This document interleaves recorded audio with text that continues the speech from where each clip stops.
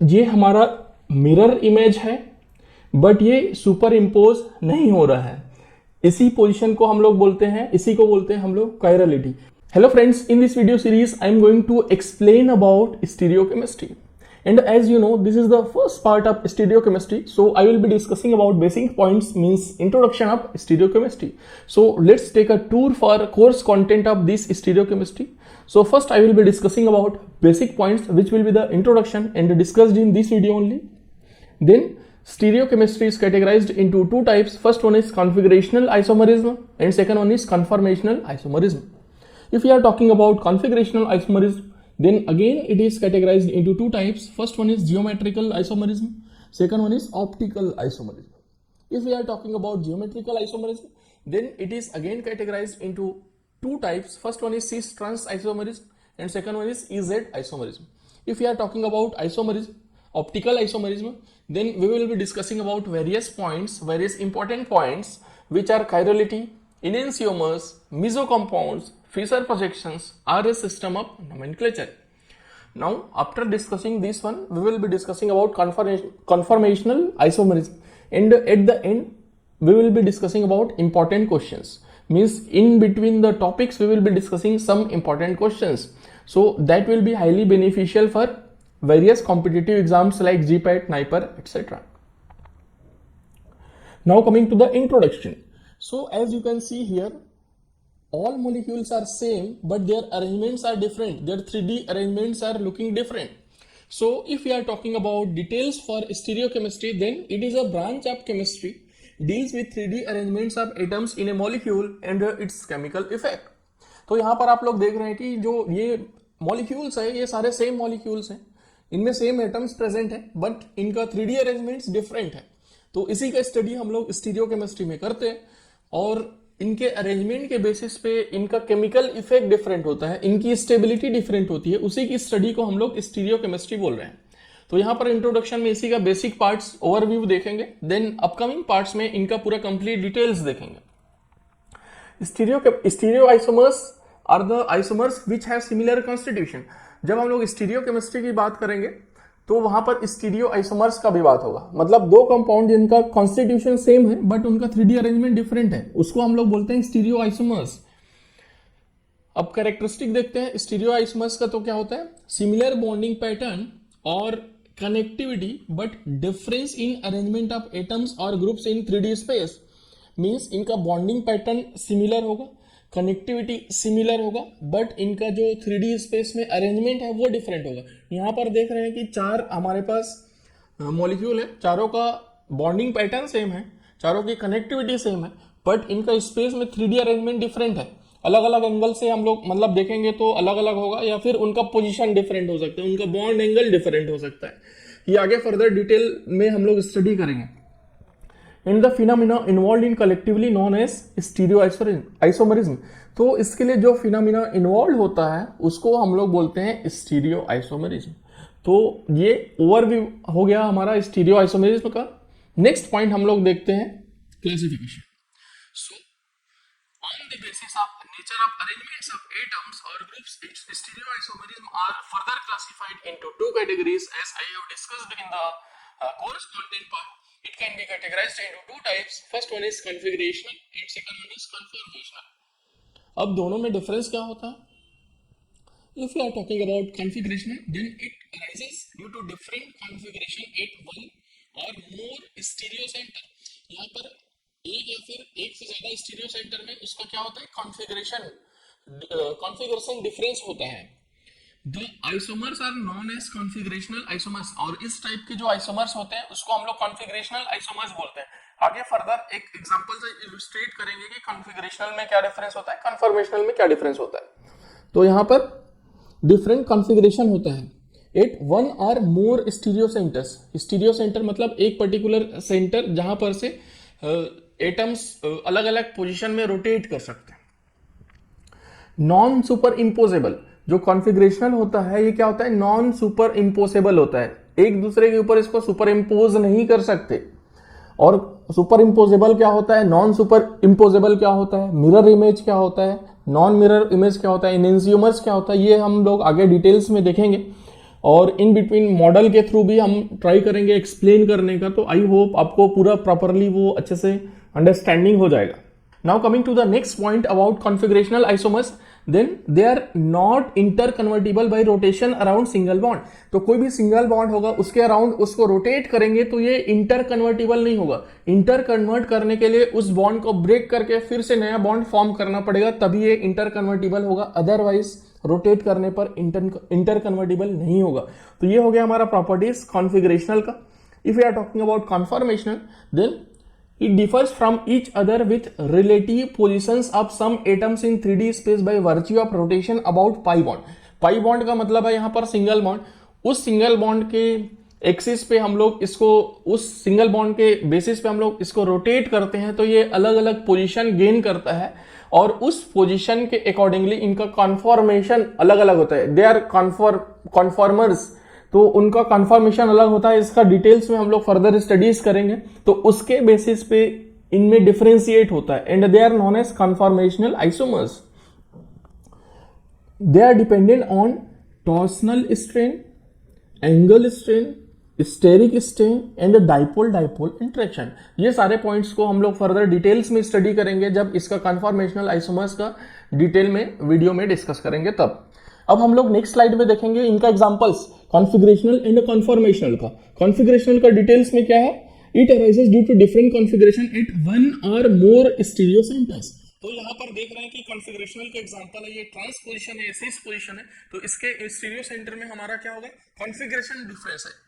यहाँ पर इसमें देख रहे हैं तो जो रेड वाला पार्ट है या फिर व्हाइट वाला ग्रुप है, ये व्हाइट वाला दोनों सिमिलर ग्रुप है, रेड वाला दोनों सिमिलर ग्रुप है। तो यहां पर ट्रांसपोजिशन में देखेंगे तो क्या होगा, दोनों एक दूसरे के अपोजिट में प्रेजेंट है, दोनों ही ग्रुप, रेड वाले की बात करें या फिर व्हाइट वाले की। बट इसमें सिस पोजीशन में देखेंगे तो दोनों रेड वाला एक साइड है और दोनों व्हाइट वाला ग्रुप एक साइड में है। तो ये एक एग्जांपल हो गया कॉन्फिगरेशनल का, और फर्दर डिटेल्स में इसको हम लोग स्टडी करेंगे जब इसका डिटेल्स में वीडियो बनाएंगे तब। और हम लोग सेकंड देखते हैं, सेकंड एग्जांपल कॉन्फॉर्मेशनल का। तो कॉन्फॉर्मेशनल में आप लोग देख सकते हैं कि ये हमारे पास इथेन का एग्जांपल है। तो यहां पर इथेन में क्या होगा, दो कार्बन एटम होता है और दो कार्बन के पीछे में दूसरा कार्बन एटम है, तो जस्ट उसके पीछे में सेम एंगल पे है सारे जो हाइड्रोजन्स हैं वो, और उसके पीछे बिल्कुल एक तरीके से सुपर इम्पोज है। अब जब हम लोग नेक्स्ट नीचे वाले में देखते हैं तो जो फ्रंट वाला कार्बन एटम है उसके साथ जितने भी 3 हाइड्रोजन है जो व्हाइट दिख रहे हैं, ये तीनों हाइड्रोजन सेम पोजीशन पे है। बट जो बैक पोजीशन में जो हमारे पास हाइड्रोजन है, हाइड्रोजन एटम्स है, वो क्या हो गया, वो रोटेट हो गया है। रोटेट होने के बाद फिर क्या हो गया, वो अलग पोजीशन में आ गया है। तो इसमें अलग अलग कॉन्फॉर्मेशन होता है due to change in the bond angle. Bond angle में इसमें चेंज आ गया है, उसकी वजह से इनका कॉन्फॉर्मेशन चेंज हो गया है and they are known as conformational isomers. तो यहां पर एक हम लोग कोई भी एग्जांपल लेते हैं, तो इसमें देख रहे हैं कि ये इस तरीके का है, इस तरीके से ये प्रेजेंट है, और इसमें हम लोग इसको रोटेट कर देते हैं इस तरीके से, तो इसका 3D में क्या होगा, पोजीशन चेंज हो जाएगा, मींस इनका कन्फॉर्मेशन चेंज हो जाएगा। इसी की स्टडी हम लोग करते हैं कन्फॉर्मेशनल आइसोमर्स में। बी फार्म में यदि रेफरेंस बुक्स पढ़ते हैं तो बहुत अच्छी बात है। यदि आप बी फार्म में भी रेफरेंस बुक्स नहीं पढ़ पा रहे तो एटलीस्ट टेक्स्ट बुक तो पढ़ो ना। हमारा खुद का पब्लिकेशन का आता है टेक्स्ट बुक, इन सब का जो लिंक है आपको डिस्क्रिप्शन में मिल जाएगा, वहां पर से डायरेक्टली आप ऑर्डर कर सकते हैं और आपके घर तक ये सारे बुक्स डिलीवर हो जाएंगे। So this are the details about configurational and conformational isomers. Now coming to the details about configurational isomers. तो कॉन्फिगरेशनल आइसोमर्स की बात करते हैं, then they can be interconvertible by breaking and making bonds. तो इनको rotate करके इंटरकन्वर्टिबल नहीं कर सकते, बट इनका बॉन्ड को ब्रेक करके या फिर नया बॉन्ड बना करके इनको इंटरकन्वर्टिबल कर सकते हैं, जैसा मैंने प्रीवियस स्लाइड में भी बताया था। And the configurational isomers are classified into two types. First one is geometrical isomers and second one is optical isomers. आप लोगों ने ऑलरेडी इसके बारे में पढ़ा होगा थोड़ा बहुत। जियोमेट्रिकल आइसोमर्स क्या होता है? It arises due to restricted rotation of atoms और groups about a covalent bond. यहां पर क्या होगा, ये अराइज होता है due to restricted rotation of atoms और groups about a covalent bond. Covalent bond में जब क्या होता है, रिस्ट्रिक्टेड रोटेशन होता है, तब ये जियोमेट्रिकल आइसोमर्स होता है। So only possible in compounds containing multiple bonds and cyclic compounds. तो आपके पास ये रिस्ट्रिक्टेड रोटेशन कब होगा? जब आपके पास डबल बॉन्ड, ट्रिपल बॉन्ड होगा या फिर साइक्लिक कंपाउंड होगा तभी। सिंगल बॉन्ड होगा तो कभी भी रिस्ट्रिक्टेड रोटेशन नहीं होता है। यहाँ पर आप लोग देखोगे इस एग्जांपल में, तो यहाँ पर ये सिंगल बॉन्ड है, तो यहाँ पर क्या होगा, रोटेट करोगे तो ये कैसे भी फ्रीली रोटेट हो जाएगा, इसमें कोई रिस्ट्रिक्शन नहीं होगा, कुछ भी रिस्ट्रिक्शन नहीं होगा। लेकिन यहीं पर डबल बॉन्ड होगा, मान लीजिए दो बॉन्ड एक साथ है, इसको पकड़ के घुमा रहे हो तो ये बॉन्ड जब तक टूटेगा नहीं तब तक रोटेट नहीं होगा, उसमें रिस्ट्रिक्शन होगा, एक फिक्स्ड एंगल तक ही घूमेगा वो। तो ये डिफरेंस है दोनों में। Now coming to the optical isomers, so it is not superimposable on its mirror image. तो यहां पर क्वेश्चन अराइज होता है कि सुपर इम्पोजेबल क्या होता है, नॉन सुपर इम्पोजेबल क्या होता है, मिरर इमेज क्या होता है, इनेंसियोमर्स क्या होता है। तो इसको समझते हैं through model. Let's go to the next screen to understand this concept. Okay, so here you can see that we are having two compounds with similar atoms. अब हम लोग को ये देखना है कि ये दोनों एक दूसरे के मिरर इमेज है कि नहीं, फर्स्ट पॉइंट। दूसरा हमें ये देखना है कि ये दोनों एक दूसरे को सुपर इम्पोज करते हैं कि नहीं। तो हम लोग पहले डिस्कस करेंगे मिरर इमेज की। तो यहाँ पर हम लोग इस पर्टिकुलर कंपाउंड को हम लोग एक फिक्स्ड पोजीशन पे रखेंगे और ये जो सेकंड कंपाउंड है इसको हम लोग रोटेट करेंगे। तो यहाँ पर इसको रोटेट करके देखते हैं, ये मिरर इमेज हुआ नहीं, इसका मिरर इमेज नहीं हुआ। यहाँ पर हम लोग देख रहे हैं कि ये ब्लू वाला पोजीशन ऊपर में है, तो इसका पोजीशन करके देखते हैं। इस पोजीशन में रखें, मिरर इमेज हुआ नहीं हुआ। इस पोजीशन में रखते हैं, मिरर इमेज हुआ अभी भी नहीं हुआ। इस पोजीशन में रखते हैं तो मिरर इमेज हुआ, यस, दोनों एक दूसरे का मिरर इमेज हो गया। यहां पर इसको पास लेकर के जाएंगे तो यहां पर देख सकते हैं क्लियरली सेम पोजीशन में है, दोनों एक दूसरे का मिरर इमेज है। अब अलग अलग पोजीशन में मिरर इमेज देखने के लिए अब दोनों को एक साथ हम लोग रोटेट करते हैं। फॉर एग्जांपल इस तरीके से रोटेट कर दिए तब भी ये मिरर इमेज है, इस तरीके से रोटेट कर दिए तब भी ये मिरर इमेज है, इस तरीके से रोटेट कर दिए तो वापस से मिरर इमेज हो गया। अब किसी भी पोजीशन में सेम रोटेशन देंगे तो ये मिरर इमेज हो जाएगा। तो ओके, ये हो गया हमारा मिरर इमेज। सिमिलर स्टार्टिंग वाले पोजीशन में हम लोग ले आते हैं इसको। ओके, ये मिरर इमेज है। ओके, अब इन दोनों कंपाउंड को हम लोग ट्राई करते हैं सुपर इम्पोज करने का। सुपर इम्पोज मीन्स हमारे जो चारों अलग अलग ग्रुप्स हैं वो सारे सिमिलर पोजिशंस पे होना चाहिए, चारों एक डायरेक्शन पे होना चाहिए। तो इसको हम लोग ट्राई करेंगे, तो यहाँ पर नहीं हुआ। किसी भी पोजीशन में हम लोग इस तरीके से समथिंग ट्राई करेंगे तो यहाँ पर क्या होगा, चारों सिमिलर पोजीशन में नहीं होगा, कुछ ना कुछ एक डिफरेंट होगा। यहाँ पर येलो वाला है, ब्लू वाला है, बट रेड और ग्रीन वाला सुपर इम्पोज नहीं हो रहा है, they are in different positions. Okay, तो ये हमारा मिरर इमेज है बट ये सुपर इम्पोज नहीं हो रहा है। इसी पोजीशन को हम लोग बोलते हैं, इसी को बोलते हैं हम लोग कायरलिटी। ओके, अब नेक्स्ट स्टेप में हम लोग क्या करेंगे, नेक्स्ट स्टेप में ये वाला हमने कंपाउंड लिया और इसमें क्या किया, ये जो येलो वाला था और रेड वाला था इसको इंटरचेंज कर दिया इस तरीके से। अब इसको देखेंगे और ट्राई करेंगे तो ये एक दूसरे का मिरर इमेज कभी भी नहीं हो पाएगा। Let's try. इस पोजीशन पे किए, येलो वाला मैच कर गया बट ग्रीन वाला डिफरेंट हो गया। इस पोजीशन पे किए, दोनों एक दूसरे के अपोजिट हो गए। इस पोजीशन में किए, रेड वाला अटैच हो गया बट यहाँ पर येलो की जगह ग्रीन आ गया। इस पोजीशन पे किए, रेड वाला हो गया नहीं, और ब्लू वाला और ये येलो वाला एक दूसरे के सामने आ गया। तो ये कभी भी एक दूसरे के मिरर इमेज हो ही नहीं सकते। इस तरीके से किए तो क्या हो गया, ये ग्रीन वाला ऊपर आ गया और यहां पर ब्लू है और ब्लू और ग्रीन में इंटरचेंज हो गया, मतलब दोनों का पोजीशन सिमिलर हो ही नहीं सकता। अब इसको ट्राई करते हैं सुपर इम्पोज करने का, मतलब सारा चीज एक सिमिलर पोजीशंस में लाने का। तो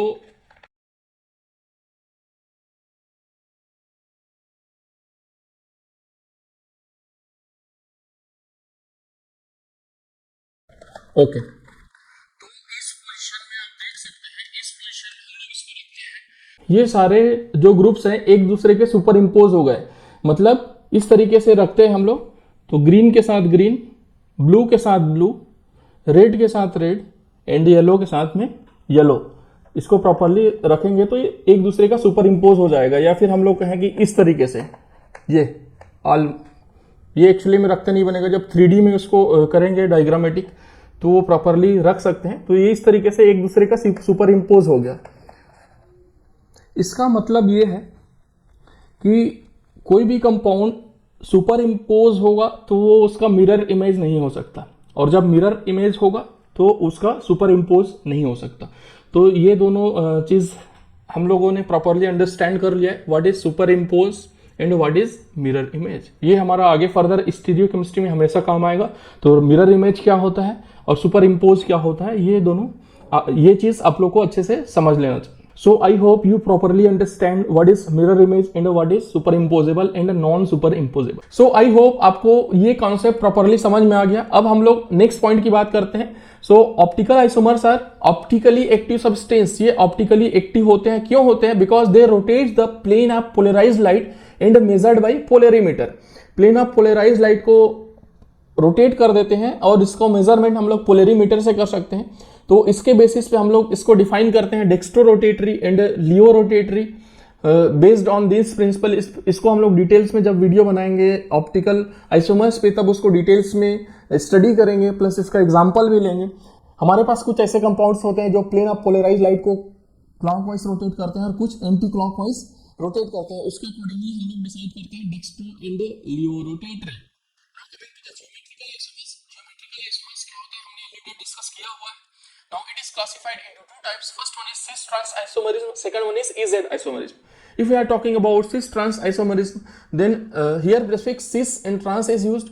Cis means this side up, means similar group will be present in the similar side.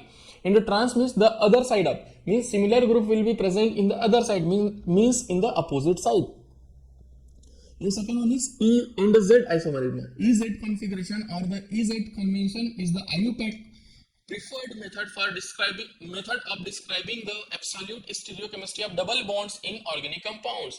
तो जहां पर भी ऑर्गेनिक कंपाउंड में डबल बॉन्ड प्रेजेंट होता है, उनको आईयूपैक को डिफाइन करने के लिए EZ कॉन्फ़िगरेशन या फिर EZ आइसोमरिज्म यूज होता है।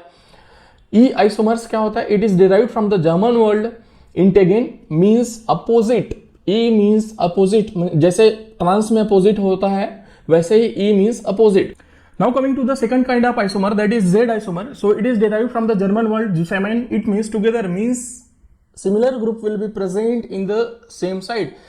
दो सिमिलर ग्रुप हैं तो वो क्या होगा? एक ही साइड में प्रेजेंट रहेंगे, means it is a kind of cis isomers.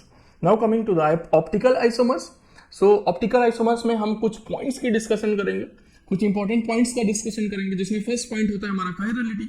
In chemistry, a molecule or ion is called chiral if it cannot be superimposed on its mirror image by any combination of rotations and translation. This geometric property is called chirality. इसमें क्या होता है? कोई भी molecule या फिर ion chiral तब होता है जब इसके मिरर इमेज पे इसको सुपर इम्पोज नहीं किया जा सकता। जैसे हमने मॉडल में ऑलरेडी एक्सप्लेन करके बताया कि कैसे सुपर इम्पोज हो सकता है, कैसे सुपर इम्पोज नहीं हो सकता है। तो उस टाइप का जो कॉम्बिनेशन है वो हमारा कायरल होता है। मींस कायरल कंपाउंड में क्या होता है? जो ग्रुप्स अटैच होते हैं वो सारे ग्रुप डिफरेंट ग्रुप्स अटैच होते हैं। इनको कोई भी रोटेट और कैसे भी रोटेट कर लो तो उसके मिरर इमेज में हम सुपर इम्पोज नहीं कर सकते। तो इस टाइप के जो भी कंपाउंड होते हैं वो कायरल कंपाउंड होते हैं। This geometric property is chirality, और ये जियोमेट्रिक प्रॉपर्टी जो होता है इसको हम लोग कायरलिटी बोलते हैं। Now coming to the next important point, that is enantiomers. So what are enantiomers? Not superimposable mirror image of the compound is known as enantiomers. तो यहाँ पर जब हम लोग कायरल कंपाउंड की बात कर रहे हैं तो ये कायरलिटी क्या है? जियोमेट्रिक प्रॉपर्टी है, कायरलिटी है। और जो कंपाउंड्स ये जियोमेट्रिक प्रॉपर्टी कायरलिटी शो करते हैं उसी को हम लोग इनेंशियोमर्स बोलते हैं। मतलब इनेंशियोमर मतलब हम लोग बात कर रहे हैं कंपाउंड्स के, और कायरलिटी मीन्स हम लोग बात कर रहे हैं जियोमेट्रिक प्रॉपर्टी के। So this are non superimposable mirror image of the compound is known as enantiomers. ये हमारा एग्जाम्पल है। यहाँ पर देख रहे हैं कि दोनों कंपाउंड एक दूसरे के मिरर इमेज हैं, और जैसा हमने प्रीवियस डेमोन्स्ट्रेशन में दिखाया था कि कैसे सुपर इम्पोज होता है, कौन सा मिरर इमेज होता है, और उसको जो मिरर इमेज होता है उसको हम लोग सुपर इम्पोज कैसे कर सकते हैं, कैसे नहीं कर सकते। यदि मिरर इमेज होगा तो सुपर इम्पोज नहीं होगा, यदि सुपर इम्पोज होगा तो उसका मिरर इमेज कभी नहीं बनेगा। तो ये दोनों एक दूसरे के मिरर इमेज हैं और they are enantiomers. So these are all about introduction for stereochemistry. Thank you.